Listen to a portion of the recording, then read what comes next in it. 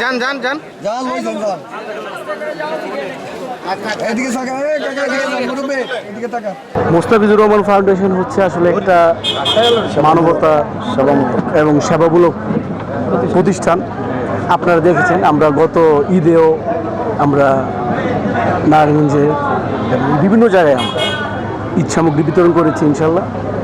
তো সেই পথ আমরা চলমান রেখেছি। আমি বলছিলাম যে এটা চলমান থাকবে ইনশাল্লাহ। এর জন্য এই কুরবানির ঈদে আমাদের অনেক মা বোন আছে, অনেকে আছেন যারা একটু অসহায়, একটু বঞ্চিত এবং ধনী না। তারা হয়তো বা কুরবানির মাংসটা অ্যারেঞ্জ করে, বাট এই সামগ্রীটা অনেকের একটু ঘাটতি থাকে। তো আমরা চেষ্টা করেছি যে রোজার ঈদের মতো কুরবানির ঈদেও এই অসহায় মানুষের পাশে থাকতে, এবং ইনশাল্লাহ আমাদের এটা আপনারা দেখেছেন, আপনার মিডিয়া বাইরে জানেন, বিভিন্নভাবে আমরা এই সহযোগিতা আমাদের অব্যাহত রেখেছি। বিভিন্ন অসহায় মানুষের চিকিৎসা, লেখাপড়ার খরচ, কর্মসংস্থান এবং কেউ শিক্ষা ব্যবস্থা সব কিছুতে মোস্তাফিজুর রহমান ফাউন্ডেশন আছে ইনশাল্লাহ।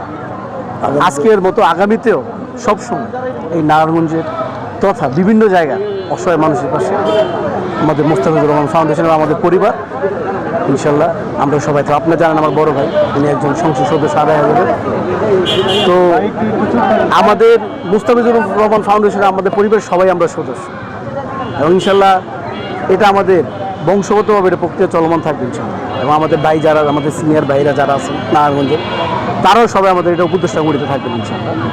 এবং এই সমগ্র আমাদের এই নারায়ণগঞ্জ মহানগরের এই 27টা ওয়ার্ডের সকল জনগণকে আমাদের মোস্তাফিজুর রহমান ফাউন্ডেশন এবং আমার পক্ষ থেকে এবং আমার পরিবারের পক্ষ থেকে ঈদ মোবারক।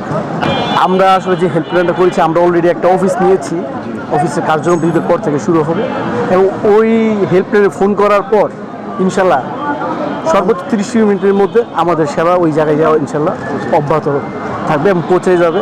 এবং সেই ক্ষেত্রে আমরা অ্যাম্বুলেন্স সার্ভিস, তারপরে আরও কিছু সার্ভিস নিয়ে আমরা চিন্তা করতেছি, এবং ফ্রিজিং লাশ গাড়ি, আরও যেইভাবে মানুষকে উপকার করা যায়, মানুষের অসহায় মানুষের পাশে দাঁড়ানো যায়, আমরা ইনশাল্লাহ চেষ্টা করতেছি।